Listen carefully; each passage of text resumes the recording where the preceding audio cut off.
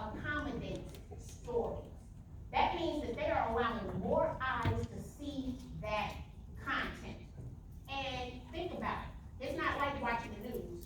Anybody here watch the news and you already know you've seen that somewhere before?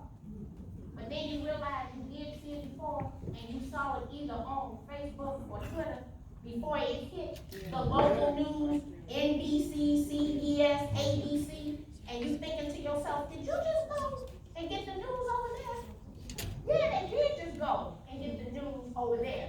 Videos are shared 89.5 times more often than other content on Facebook.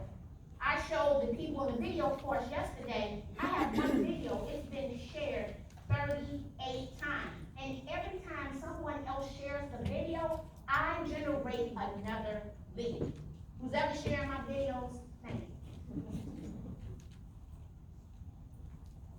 Our brain processes video 60,000 times faster than words. That's why people love video content. We don't have to think as hard